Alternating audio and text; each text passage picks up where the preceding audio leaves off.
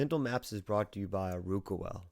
ArukaWell is a virtual holistic mental health service, providing psychiatric evaluations, holistic interventions, and when needed, medication management. For more information, check out ArukaWell at www.arukawell.co. That's www.arukawell.co.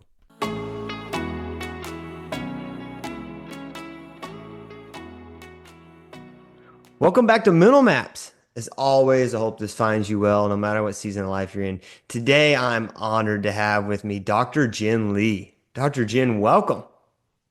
Thank you. Hi, Josh. It's so nice to see you today. I'm so excited to have you when your team reached out. I was kind of looking through all of your work, and man, I think the first question I have to ask, and I think this gives a great introduction for you, is how does an electrical engineer get into the world of neurology and neurosurgery and mental health and all the things that come with that? Well, it's nothing like wanting to solve a problem that motivates you. So I was a happy electrical engineer just doing my studies, but then my grandmother, around the time I finished my PhD, had a stroke. And that Mm. was my first entry point into, oh, this is what brain disorders are like. And she unfortunately passed away after 12 years of being bedbound. Mm. And during the time when she was ill, that's when I first understood that brain disorders are very serious problems and we need to solve it. And what can I do was what I wanted to figure out since Mm. there seemed to be very little that anybody can do for her. So, Mm. as an electrical engineer, when I first learned about the fact that the brain is a circuit, I was like, whoa, I know circuits. Let's see what I can do. That's how it all started.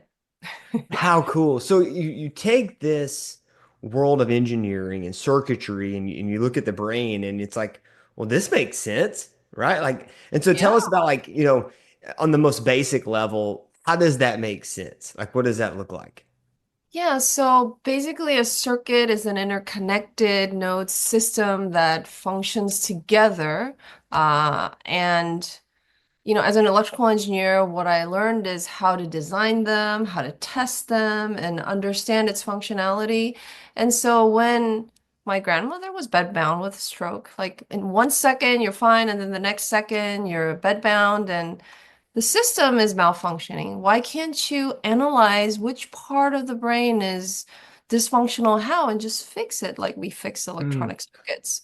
And so I wanted to understand how to figure out what's wrong with the system instead of just doing rehabilitation therapy. Yeah.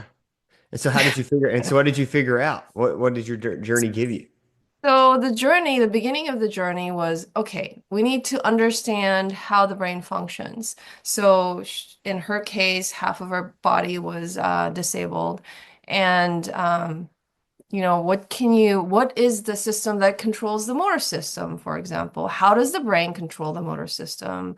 How does the brain control memory? There are all these functions that the brain has, and how am I going to start trying to understand it?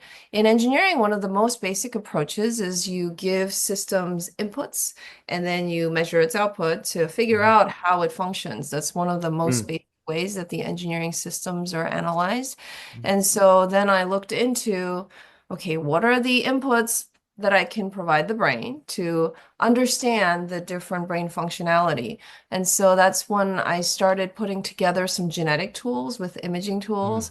And so we first started by developing new imaging technology. And then once we had this powerful input-output measurements, I was very surprised. We're like, wow, I can see how the brain signal propagates. And so we started describing them, quantifying them. Afterwards, once we had enough data, we could model the brain. And so, oh, the modeling shows how when you're doing the motor system control, there is this pathway it follows. Then we could quantify, visualize, model it. That means you understand how it works. You can Mhm. also design therapeutics. And so, yeah, it's been a long journey, but now we're getting to a stage where we really understand a lot about how the brain system functions. Yeah, and I think, what's the work you're doing and just, what you're talking about is that, so many times in the world of mental health, but we call it mental health, but it's brain health, right? And so sometimes it's Yes, more absolutely. neuro stuff, sometimes it's more psyche stuff, but at the end of the day, it's your brain is unwell. And so when the brain becomes unwell, there is to a point, the input output is so interesting. I think, we think about it like what we're putting in maybe outside of our bodies, but it's also what's coding going on and what that looks like and how that's all broken down in that. And I think to a point, maybe we've been in that place in mental health many, many years ago when you think of like ECT and some of that stuff. But then quickly we kind of shifted gears, and moved into the world of, pharmaceuticals and all those kind of things. So how do you get from the neuro stroke, that concept, when you think of like true neurology, into this world of like mental health and trying to find a way to use the technology you've been working with to figure out this input output for that?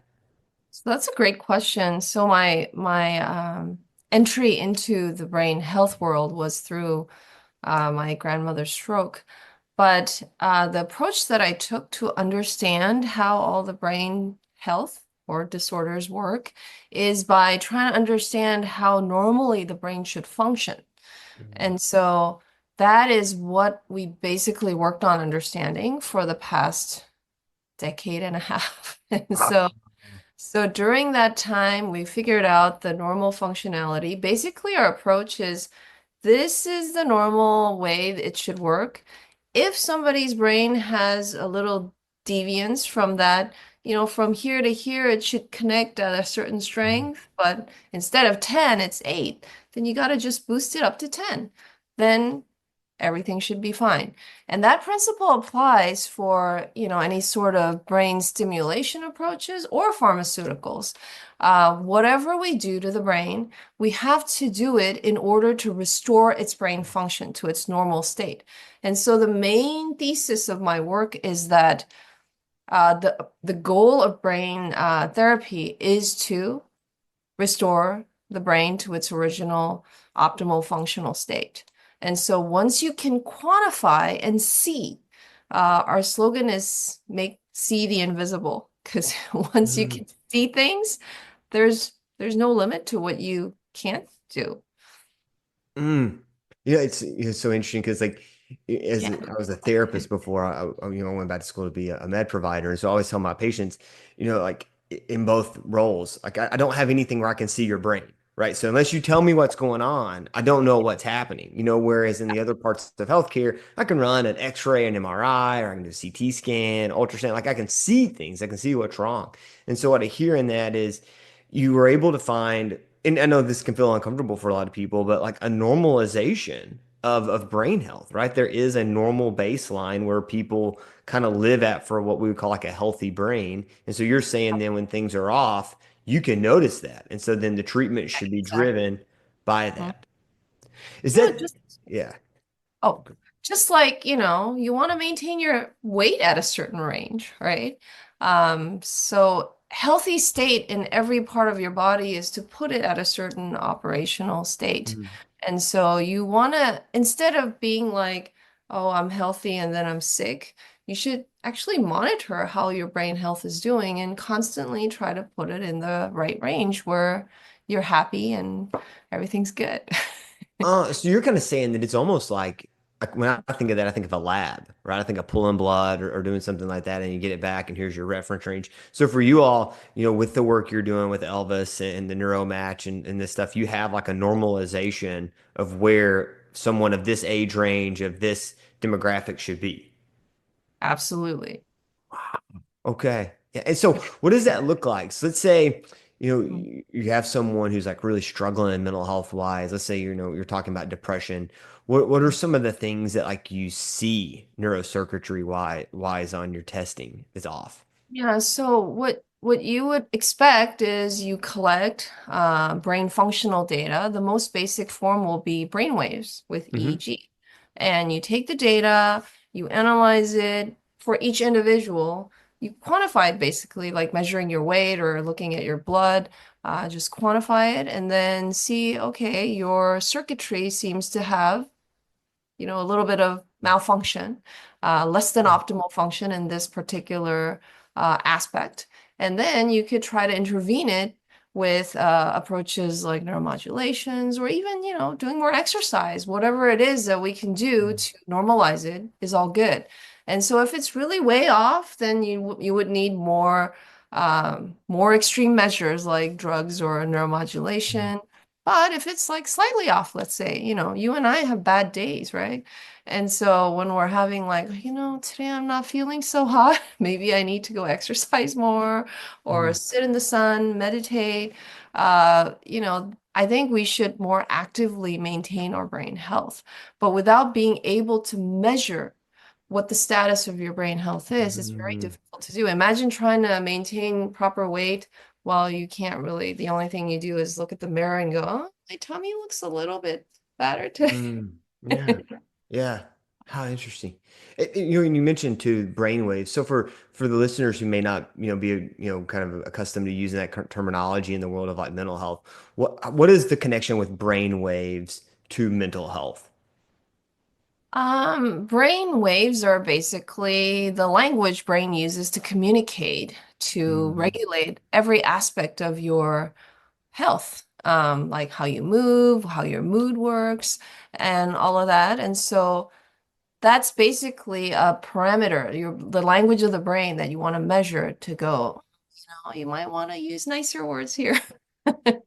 Okay.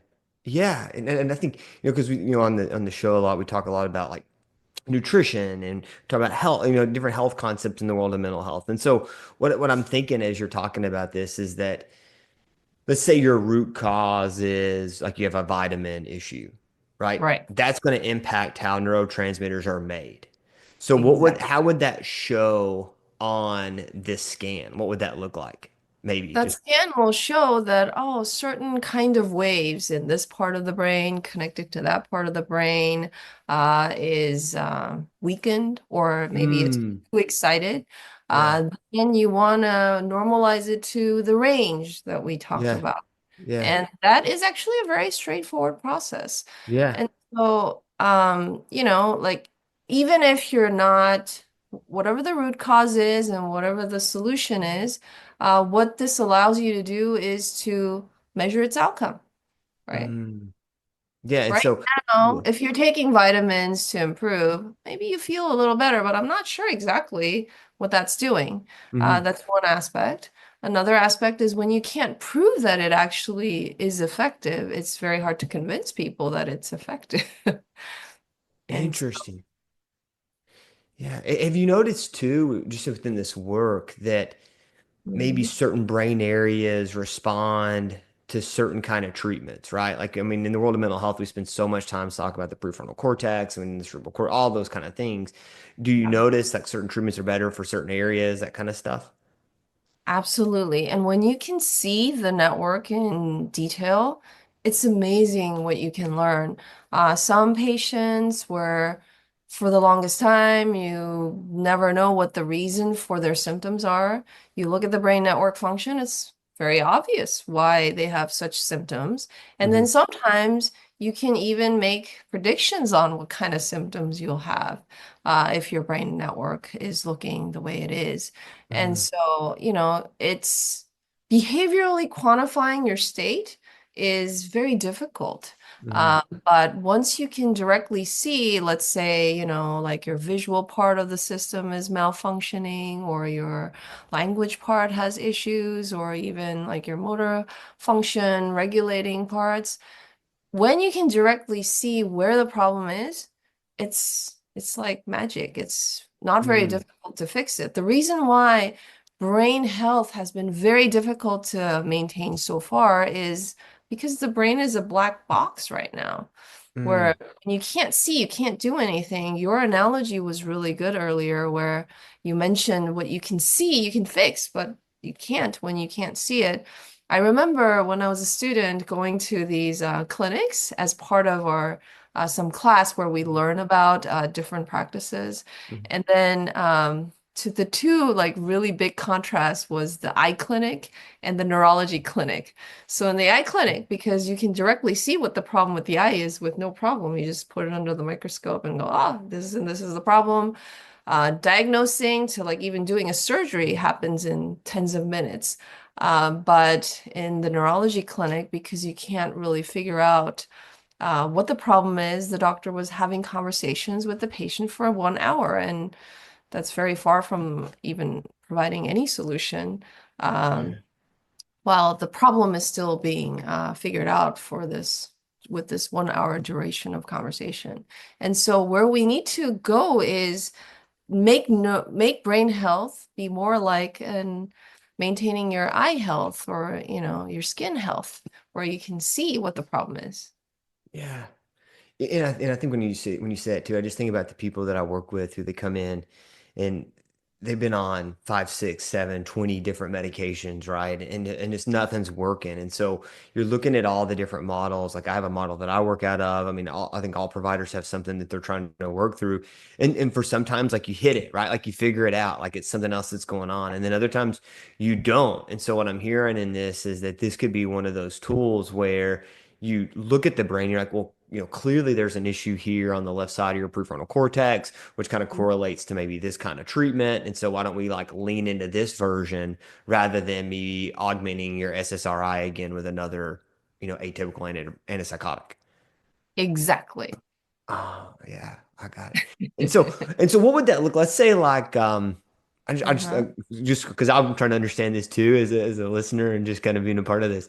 Like what would that look like for someone who comes in, they Hmm. have this abnormality, let's say in an area that's very kind of driven for depression. We're kind of thinking like let's kind of move on the world of like anxiety, right? Let's say like you have this issue in the amygdala and all those kind of things.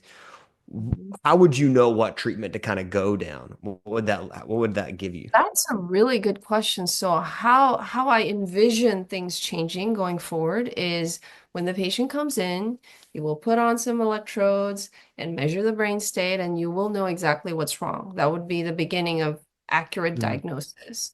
Mm-hmm. And then instead of saying like, I think you have anxiety, it would be where, you would have anxiety to this level because of this connection, having this level of activity.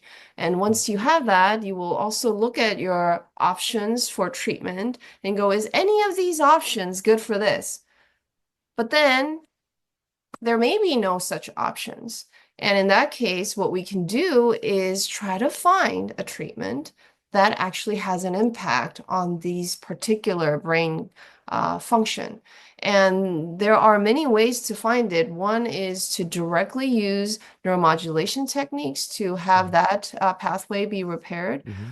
Or even when you're looking for drug therapy or even, just some vitamin solution, what you want to do is to see the impact of these interventions on the brain circuit, which you can visualize, Mm-hmm. and then try to match the solution with the problem. So that's why Mm-hmm. we call our solution NeuroMatch. Mm. Right, because it's just me, it's matching. Yeah, I Yeah. like that. You And know, so how I see it is that we would do brain health checks for all of us to kind of really see how our brain health is doing over time. If it is starting to deviate too much, then you would want to look for these solutions to match the brain to the solution that will normalize it. But then if there is no such solution for certain kinds of conditions, we would develop new therapeutics Mm. to go with that. So you kind of see this not only as a way to diagnose and treat, but then also open the door for what else you could do. Absolutely. Yeah. And Yeah. it would be a way to find new drugs or new neuromodulation Mhm. therapy. Not only that, all the things that, you know, vitamins or any of the Mhm. lifestyle, exercise, whatever you do that are not necessarily in the more medical Mhm. realm, they have huge impact on our Mhm. daily lives. And that's Yeah. something, once you can visualize that, oh, this I took and it didn't make a big difference. Okay, maybe that's not for me. Mm. And then I take this other thing and then go, oh, I see my brain quantitative network function improving. Then like, this is the one that works for me. And then sometimes if you can do that, that will really help you get to the healthy state you need to. I like that. And one of the things I think we've been talking a lot about like the activity being low, right? But do you see where there is like hyperexcitability in the brain as well. Absolutely, Yeah. absolutely. I use the example of low, but the activity, we have a normal range of activity. And so if there it goes above or below the normal range is where you have the problem. And so you want to, if it's high, you want to suppress it. If it's low, you want to enhance it. And do you see that that kind of correlates with symptomology, right? So let's say like I'm an Mhm. anxious person who is, I just feel really on edge, I'm hypervigilant and kind of, is my activity more times than not like overactive? Whereas if I'm like staying Yeah. inside and isolating and kind of that kind of stuff, I'm more underactive, that kind of stuff. Yeah, there's very strong relationships that you can very easily see. And Mm-hmm. so oftentimes when you like you have a certain feeling, maybe I'm hyperactive, like depressed or whatever the symptom is, you have a vague understanding of it. But then when you directly see the network, it's like, oh, this is why exactly. Oh, I feel even my thought of how I feel can be refined when you see Mm-hmm. it. I like that. I mean, because there's this movement right now in mental health, right? Like, Mhm. I fly that flag. I think there's a lot of other people that fly flag. Chris Palmer from Harvard, he flies that flag of this hyperexcitability and hypoexcitability of the brain, right? And that maybe these disorders that we talk about, depression, anxiety, are less about like one overarching umbrella and more that the symptoms kind of tell you stuff. Like, so some people are hyperexcitable in their depression, right? Like they're having these crying fits and they can't sleep and they're eating all the time. And then there's other people who they can't get out of bed and they don't eat and they, all and they sleep constantly. And so it's interesting that you can kind of even see this on the brain, maybe that your brain is either overactive or underactive rather than just being depressed. And it's not even like the whole brain overactive, underactive. It's Mm. different parts of the brain. It forms a network. And in this network, this node might be overactive, that node is underactive. And then as a result, this communication path is over communicating, and this path is under communicating. So our brain is very complex. It's not like this one whole thing that's overactive or underactive. It Mm. is a integrated system that does Yeah. very complex function. We have conversations like this. I can breathe at the same time and I can move. Mm. And all of that is controlled by a very complex circuitry. And so you kind of need to have a detailed understanding of which one's overactive, which Mm. one's underactive, and then you have to tune it back to normal state. And it sounds so specific. And so as a provider, I'm just like, I don't know if I've been that specific ever, like in psychiatry, right? Like you're talking like very like finite numbers. One of the things, like when you were talking, I was thinking about, do you see compensation in the brain, right? Like where one area is like, okay, we got some hyperactivity over here, so I need to kind of kick it up, and that kind of sends you off into another problem.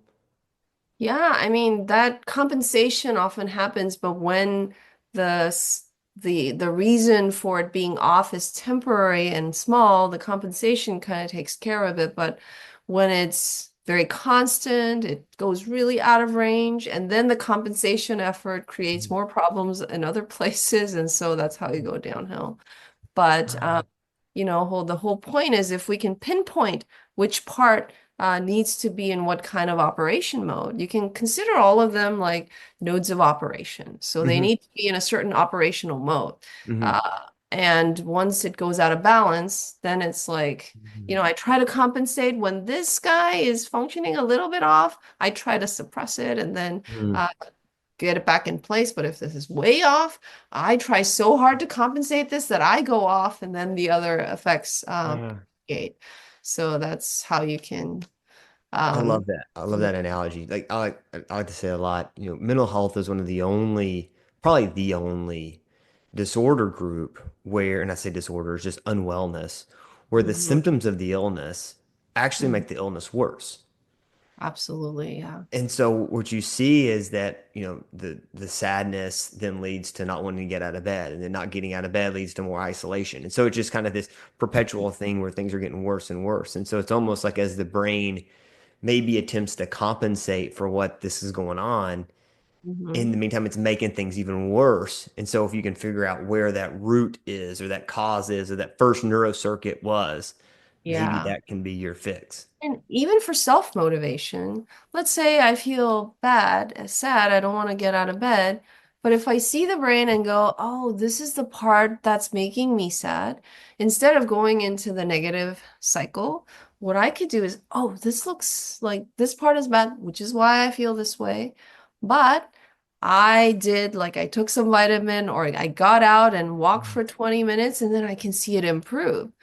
When you can see your own improvements, it's also an extremely good motivation. Just like you go for Oh, yeah. likes on YouTube or something. Yeah. Yeah. Once you're rewarded for it and you can quantify it, you can go into a positive cycle of Mhm. wanting to do more of it. So if you can measure your brain status, I'm like, oh, my brain is a little bit off here, but I did this and then it improved. Oh my God, I want to do more.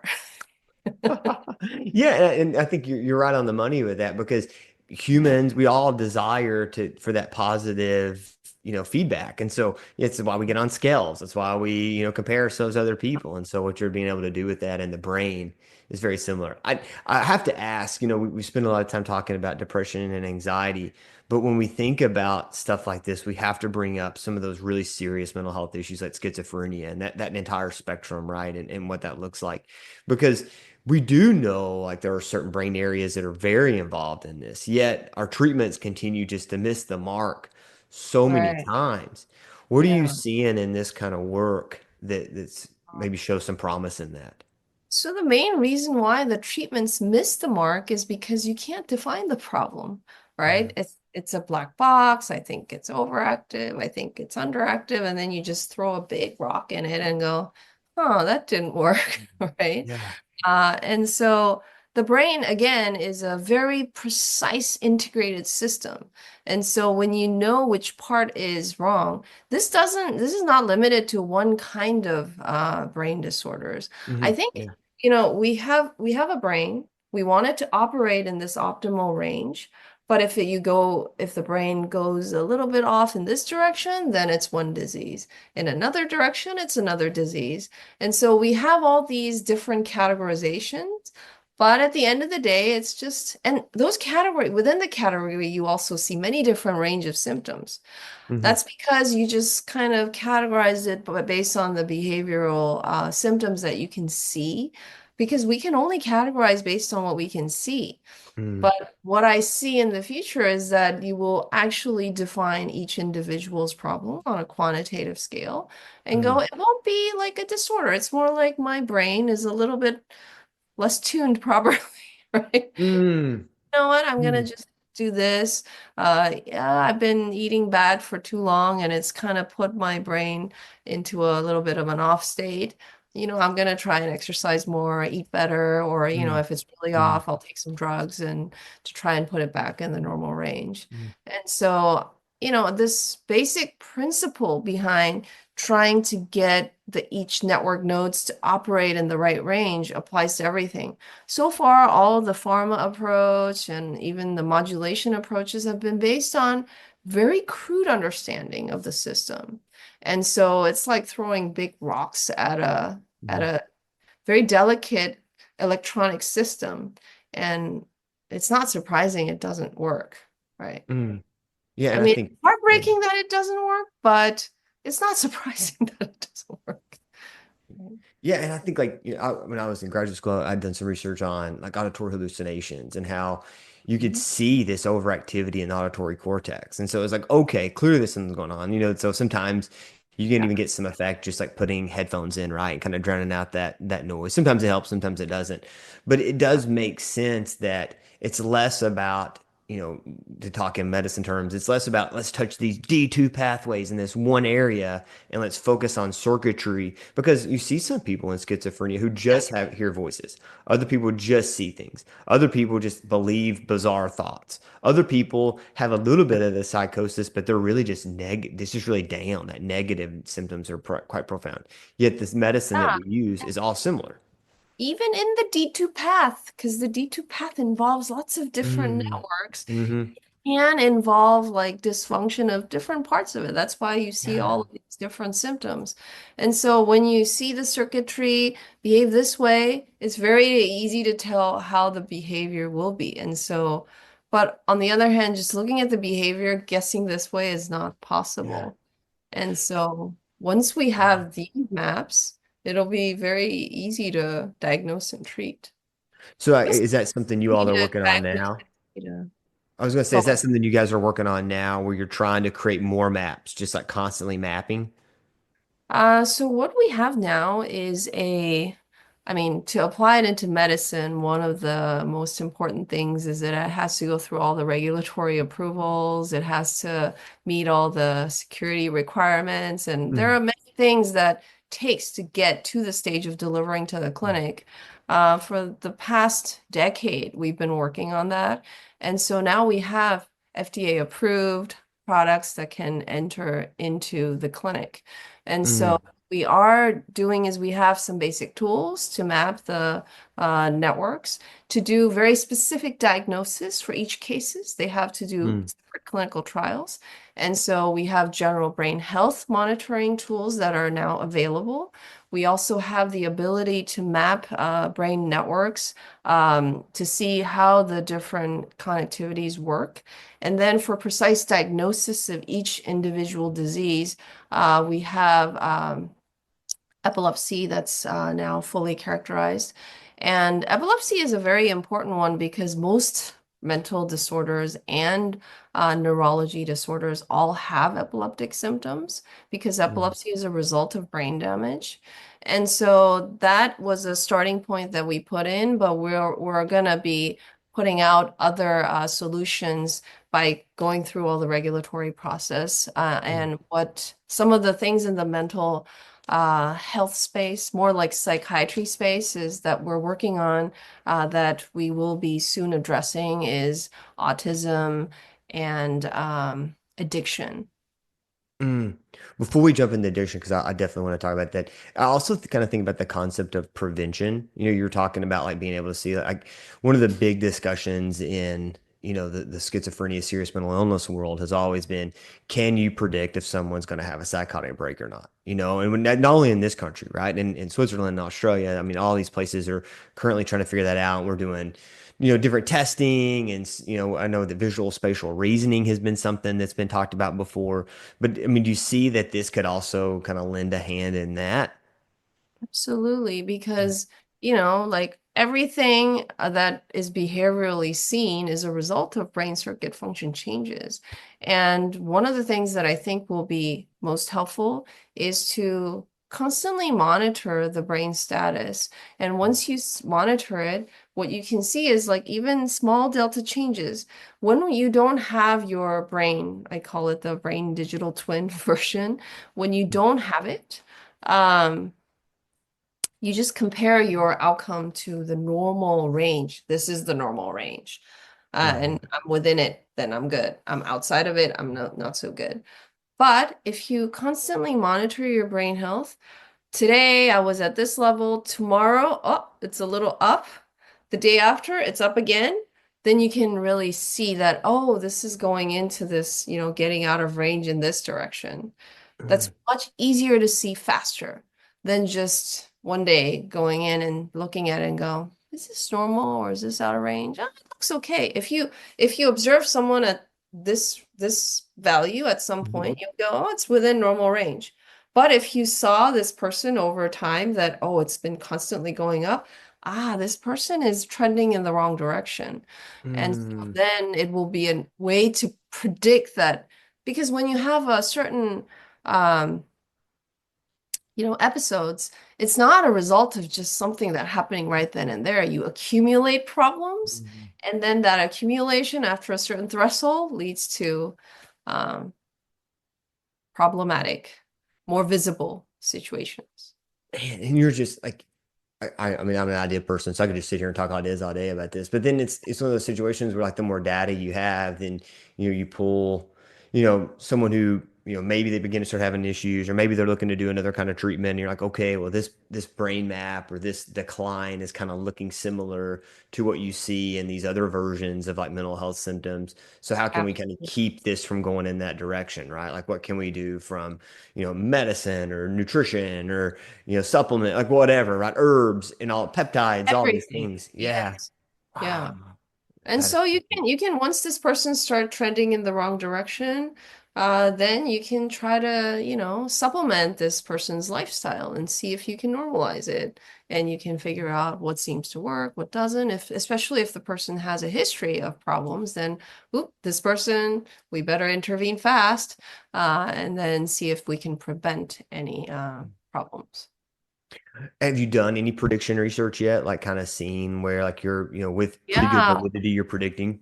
Yeah, we're getting really good results on all of these. And, a lot of these were conceptual ideas in my mind for a long time Mhm. because my research has been going on for 15 years. And then actually making the clinical solution was going on for the past 10 years. But now finally we have something we can apply to people. And then once we started looking at real life cases in detail, the predictive quality is actually much more powerful than even I imagined. And so Wow. I'm like, wow, really seeing is believing. And Yeah, seeing, and yeah. I uh, just think about all the desire for prediction, and I think, like even in these other versions, or not versions really, but these other treatment modalities in mental health, right? Like we think about the movement that's happening out west in the world of psychedelics and like what that looks like, and how probably the biggest challenge is like how can you ensure someone's not going to have a psychotic break, and how can you ensure it? And so now you're talking like, could you have these predictive models where it's like, okay, clearly we've seen this for, this is going to take years, I'm sure, of just accruing more data, but like, hey, that person's probably not a good candidate for that, which could lead that maybe an opening door for those kind of treatments or just other treatments in general to Mhm.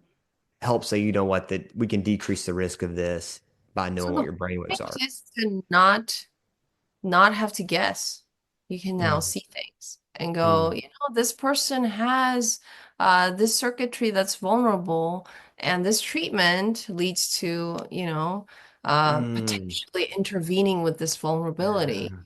Then, this person's not a good candidate. So it works both ways. It works in a sense that I can enhance, I can also evaluate the more positive effects to, Mhm, let's say, suppress this activity using this intervention. But at the same time, this intervention might, suppress this other region's activity. But mhm, if certain patient's brain has this region activity low while the other region has high activity. If we mhm, apply this drug or this mhm, intervention that has suppression on both, mhm. then we might make problems worse on the other. Yeah. But, if there's another intervention that doesn't touch on this node, but, enhance, like, doesn't suppress this node, but only suppress this node, maybe less effective, but still does it, we can use that. Or, many of the chemical or nutritional approaches can be more less specific, but also things like neuromodulation can be more regionally specific, for Mhm, example. And so you can pick and choose. Is the regional specificity more important for this patient, or is it the molecular receptor pathway that's more, involved in this mhm, patient's illness? Then, depending on which specificity you're looking for to intervene, mhm, you can start to tune them. And so both for positive effect and then also to reduce the side effects, you can have mhm. approaches.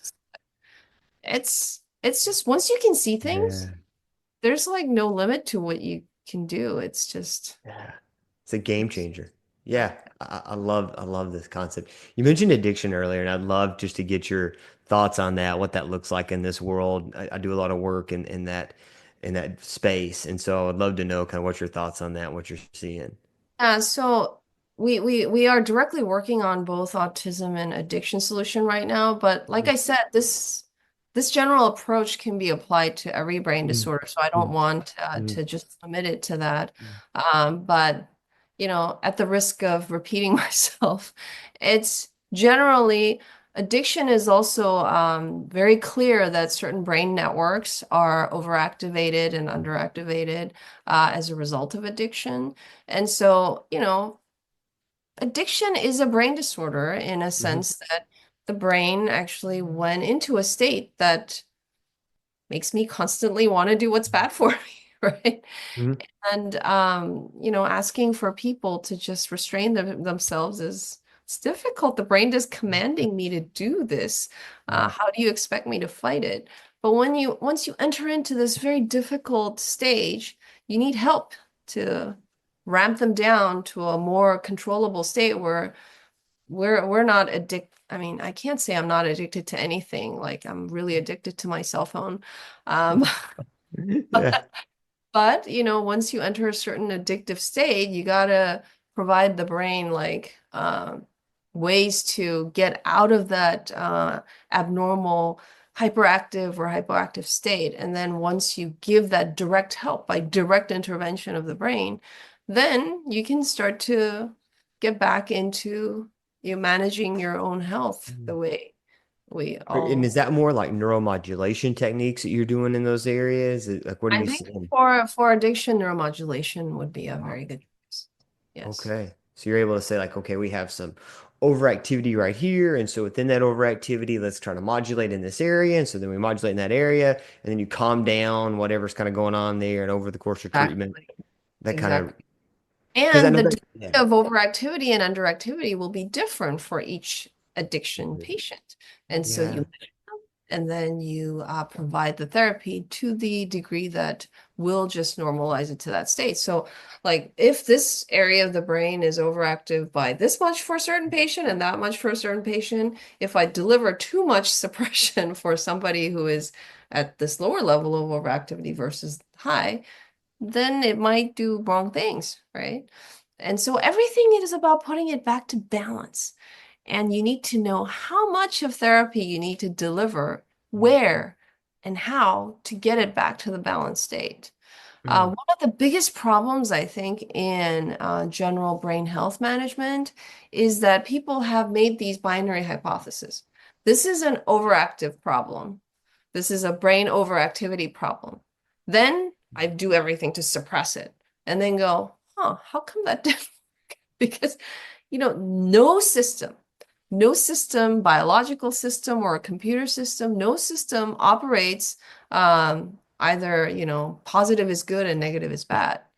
It's mm, never like that. It has to be a certain range, right?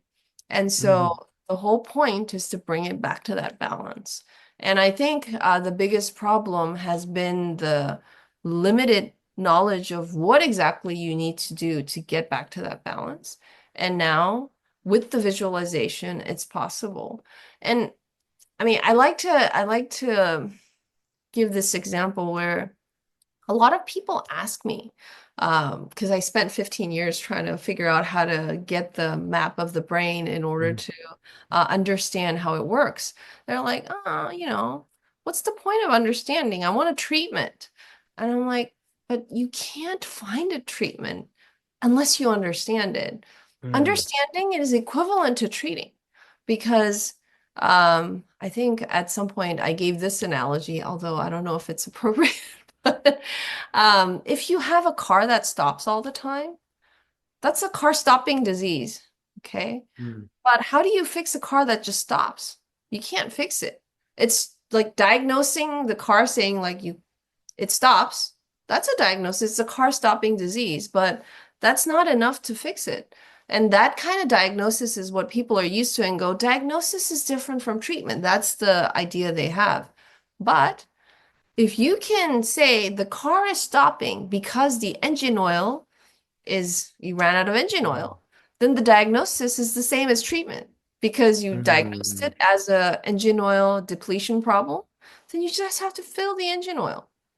Very simple. Oh man. Yeah. So you're like I can just see this world where like you're diagnosing and your diagnosis is like underactivity in certain area of brain, opiate use disorder, or sadness related to hyperactivity and this, and so that then it's like, okay, then if it's hyperactivity, I need to calm that down, or I need to bring that up. And so it really guides you for maybe the first time, because I mean that's such a hot topic in mental health, right? That the diagnosis needs to guide the treatment. So for the first time, it's really that this diagnosis or this word or whatever we're going to use does dictate the treatment. Absolutely. Diagnosis is the same as treatment because Mm. diagnosis will come with the exact knowledge of which part of your Yeah. brain is, malfunctioning how. Mm. Then you just change that back Yeah. to normal. I So like, yeah. diagnosis is the same as Okay. treating. Yeah. I got two things because I don't want you I wanted to ask you about these two concepts. I know we're getting close on time. The first has to be so I know if you've been in the mental health world for a while, for many years ago, something like neurofeedback got really popular. And so I'm sure for some people who's been in the game for a while, as they hear this, they're like, what makes this different than neurofeedback? And so for you, how would you respond to that? This is the ultimate neurofeedback because one of the reasons why neurofeedback is good is because I think neurofeedback really builds on the concept of you want to like, get it back to this a certain stage through a closed loop, right? Hmm. But you can't a car, you want to that same analogy, you want to get that car back into the operating state by providing it feedback that car, you should run. The car, no matter how many times you tell them to run, it may not run. So the ultimate neurofeedback has to come with precise knowledge of what's wrong. And once you can pinpoint engine oil, then you feel the oil, and that is you're giving feedback where you're filling the oil. You don't want to overfill it. You don't want it to like go all over the car and then just like soak it all in oil, right? And so you are getting a gauge of, okay, engine oil is at this level, 0. We need to put it in this range. And then you start filling it and then see, this is good. I stop. And so this is an ultimate form of neurofeedback with precise knowledge of your circuitry. Neurofeedback is interesting and works in various circumstances, but we can't really say that's fixing all brain health issues. Yeah. Which is And one of the that's reasons why it never, really generalized. I mean, I know some practitioners who swear by it, and I mean, it's definitely it has a space in the world like performance mental health and that kind of stuff. But there's always been this desire, I think, in mental health and there's the world of psychiatry to find something that can give you some of this. And so neurofeedback initially was kind of one of them, and it has some efficacy, but it kind of fell short for a lot. And then so anything that ever come out after that, everybody was just like, I don't know. So you're kind yeah, of saying this is kind of the true for ultimate not version. just it's not just true for neurofeedback, it's for almost everything in mental Mhm. health, Mhm. is Yeah. taking vitamin helpful or is neurofeedback helpful, Mm.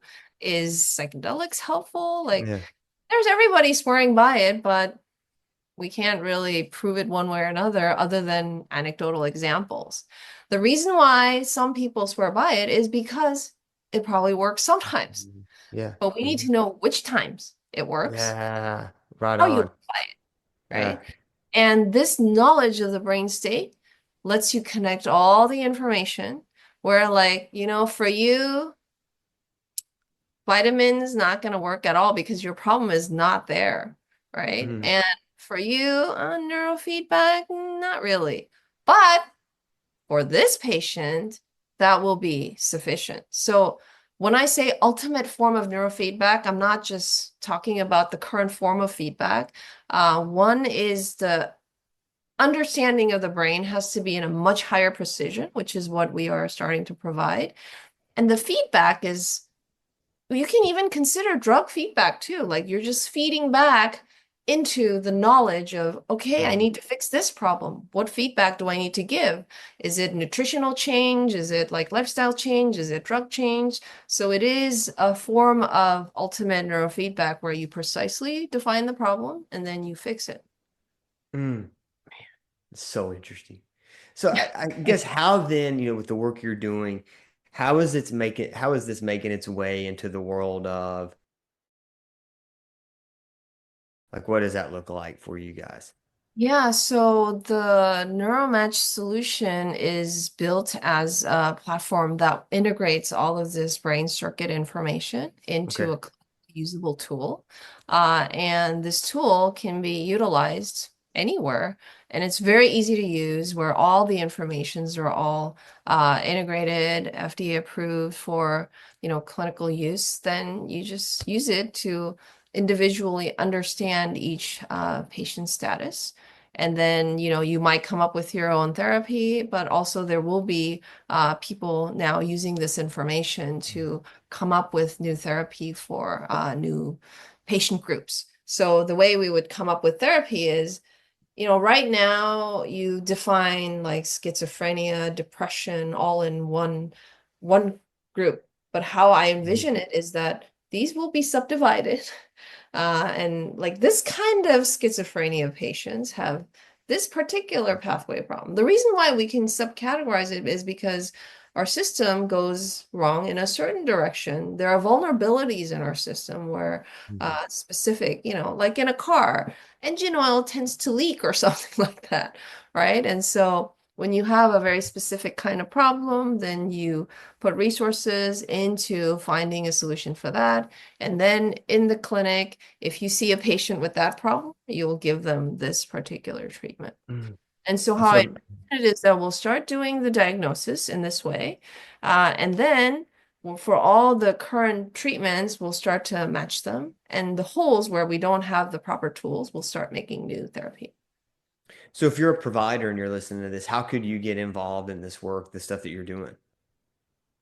Um, You could just start engaging in utilizing NeuroMatch in your practice. Okay. Uh, and then through that, there are, how I envision it is that you can use it, but also there could be, activities of doing more research to kind of get to the next steps that are natural progressions from this technology. Yeah, so it's like I think when you're on the cutting edge of something new, when you're engaging in something like this, you're part of the creation process as well. And so for every provider that jumps in or anyone who jumps in, you're finding yourself at a place where the more data that is being accrued, the more generalizabilities can be created and the more we can kind of understand things. And so I think that's really interesting that, for because I know there's many providers who are kind of looking for ways to just kind of innovate. And so this is something where you can Absolutely. take something that's cutting edge, new, that's in this new world that we're kind of operating in as providers, but then you can still go to whatever treatment modality you feel the most comfortable with and then find a way to kind of connect it in. Yeah, and so one of the most important ways to really transform things is that we need to now also get the word out and educate people on how these things can be done. And I'm very excited to work with anybody who's interested to take this to the next level. That's really incredible. I've got to ask one of the things that I'm sure pop culture wise, AI is super hot topic, right? For someone who's kind of new to this world, would you consider this AI as its own thing? Like, I know there's a lot of people who are like, "Oh, I don't know if I want to get involved in that." What do you think about that? Great question. So one of the ways that we innovated in this NeuroMatch solution is by doing like deep neuroscience stuff because AI Mhm. can't solve every problem. So we Right. first needed to get the understanding of the brain. But then once we had that understanding to actually apply it into clinical data, AI was a very critical part of it because you see through noise and find patterns which Mhm. humans cannot go through data and find like repetitive patterns, for example. Mhm. We're not very good at that. There are certain things we're good at, but we're not good at that kind of tedious task. And we used AI to automate a lot of those. And once we automated it, there are patterns that you can never see with human eyes. Mhm. And so that's one way, like AI is really transforming the way we look at the brain data. But on the other hand, what I want to mention that's very interesting to me is I got into this field because I wanted to treat brain disorders. But we now have understanding of how the brain system functions. And the brain is like the ultimate intelligence, right? Mhm. Human intelligence. And the brain has a certain architecture that is very different from our current AI computer systems. And so, one of the biggest limitations of current AI, even with all of its glory, is that it has very bad energy efficiency. And the Mhm. brain is designed to be very energy efficient. Mhm. And so Mhm. we think what we have learned now with the brain can really propel the next stage of AI that Mhm. is energy efficient. And I think energy efficiency in AI is the most important character for AI to be serving the human race. Mhm. Because if AI starts to compete for energy resources with humans, that's not a very good thing. Well, like if we really Mhm. want to make AI serve us, then it has to be where it has to have energy efficiency. And this pursuit of understanding the brain to help enhance human brain capabilities where we're free from disease is also going to help us propel AI's capability into the next stage to help Mm. serve the human race. And so that's generally how I see AI tie into all of this. Man, it's so interesting. So it's one of these situations where even this model and this tool and all the things that it can do, it's utilizing that, but it's still different than that. So if people are kind of like, I don't know if I want to use AI, this is different than AI in itself, right? This is more, but I think what I keep hearing from you is just this constant integration of everything that we have at our hands. And I think one of the things that we struggle with in healthcare is we get into these like super polarizing views of different concepts, and so it's like this is the only way or this is the only way, or it's only nutrition or it's only medicine or it's only AI or it's only this. And so what you're kind of saying is this kind of just gives you a way to show what's wrong, and then from that you can integrate all the other concepts to go in it. And I think maybe for some people that can feel really uncomfortable because it is going to kind of riff on, hey, there's some other things that could also help you, and I can show you that because there's data. But I Uh, think there's such a need. Gosh, there's such a need for that integration in healthcare right now. you're dead on. I think the biggest problem has been that they just argue that this is important versus that. But the reality is that they're probably both important, Mm. but in different circumstances. So you need to define the context of how and why this is important and how and why that's important. Like looking on the bright side, they're all they're all right. It's Mhm. just that without proper context, they're all wrong. Yeah. Yeah. And so, and this NeuroMatch has that ability to say, this is why it's right for this one person or this group of people. Exactly. Yes. And so it's a way for us to be all correct. Hey, what about that? I think everybody gets along with that, right? What do you see, but before we kind of end, what do you see in this? I know I had like two questions now. I've got like so many more. What do you see this kind of leading in the world of performance? Because I know the world of like performance, brain health has been very rapidly growing, the world of concussions and those kind of things. I mean, there's a lot of work that like, all the athletes are doing now, Steph Curry and Alvin Kamara and all those people that are kind of doing like neuro kind of stuff. What do you see kind of be a place for this neuro match in that? That's a great question. Performance enhancement and disease treatments are like just two sides of the same problem. Where Mm, I'll give you one example where in our research, one of the things we found is the same brain network that once it's reduced in capability, you lose consciousness. Uh, and then once that function is further enhanced beyond a certain level, you get extreme concentration. Uh, mm. and so that's a good example of how it's the same problem. But does that mean we want to also go into this extreme concentration? I don't think so, because let's say you're doing a certain task that's very important at that very moment. Maybe you can temporarily enhance, but putting that function in a constantly enhanced state will also create disease because the brain is a limited resource running energy efficient system. It has to clean stuff, it has to rest, and it's balancing different activity. If you enhance one aspect of it too much for too long, it'll reduce other aspects of its functionality.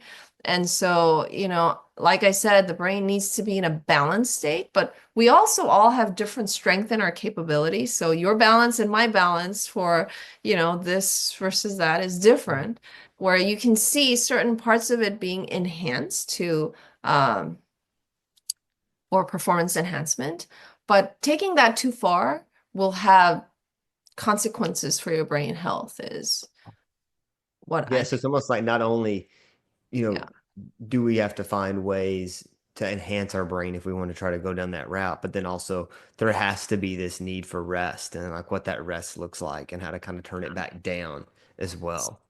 Yeah, so an optimal thing for performance enhancement could be that during these 2 hours, I need extreme concentration. So I'll like, enhance it. But then if you do it for 2 hours, then you need to rest for 10 hours to make sure that you don't Mm. disrupt your other brain Which, activity. oh my gosh, that just brings up all kinds of concepts, right? Because you think about all of us as workers in the world, we get up and we don't get, there is that the happy flow state, right? But a lot of people don't live in a flow state. They work 8 hours a day or 10 hours a day or 12 hours a day. And so then they wake up, they go home, they get 8 hours of sleep, and they wake up and they do it again the next day. And so is that enough, for you to Yeah, be in that hyperactive state, be able to be that good at your job? Or do you have like another version of yourself that's right. maybe a little bit more mediocre because you Yeah. can't rest as much? And so could you find that And happy this particular concept that you're laying out, this is, I think, fundamentally the basis for mental disorders, brain disorders, because if your medium? brain was pushed in a wrong direction, whether it was too much concentration for too long for your certain brain state, or was it exposure to bad nutrition for a really long time, or whatever it is, like it just puts stress on the system's balances. This is another way to look at what we've been discussing. Yeah. And so then you think like dementia and concussions and CTE and just all the things you're seeing in the from a brain health perspective is just like extreme versions of that chronically. Exactly. Exactly. You're dead on with everything here. Angie, I love it. Jen, thank you so much for this. This is so life-giving and it's so interesting. And I like to kind of contemplate. I'm sure my listeners also are just kind of like, oh man, so many cool ideas you could have. So for people who are listening or just want to be involved in your work or want to know more about what you're doing, how can they like follow your work? How can they, follow what you're doing? Yeah, so there's multiple sources online. There's elviscorp.com where you can find the latest tools that are available. We also have a YouTube channel. If you type Elvis NeuroMatch, you can find a YouTube channel where we put up some information. And so there's a news channel also on elviscorp.com, and you can find all the nice videos and articles associated with that. Nice. And I'll make sure to connect that in the show notes as well as you have the Lee Lab, which is at Stanford University and the work you're doing there and the stuff you do on That's your for more own. basic science if you're interested. And for actual clinical solutions, you can look up the Elvis website. Awesome. Man, thank you so much. I always ask everybody that comes on, what is one thing you're doing for your mental health right now that you find to be very helpful to you? I think the one thing, if everybody asks me what's the one thing, I think if we just needed to give one solution that applies to everyone, it's just sleep well. Oh, man, that's Is a hot the topic. most important one. And that's also leads to, like I said, when there is brain damage, it leads to epilepsy. So almost all brain disorders involves epilepsy. At the same time, it also all involves sleep problems because once the brain has entered a certain state, the sleep, which is an active maintenance of your rest state, is also disrupted. And so it's like a negative cycle that's involved in epilepsy and sleep. I think is a negative axis involved in all brain conditions. And so I try to sleep well. So it sounds like prioritize sleep, and that's going to help your brain across the board, no matter what you're going through. Absolutely. Awesome. Jen, thank you so much. Thanks for being here. I'll definitely connect all this stuff in the show notes. And man, thank you so much. Thank you for this work you're Thank you, doing. Josh. Let's stay in touch.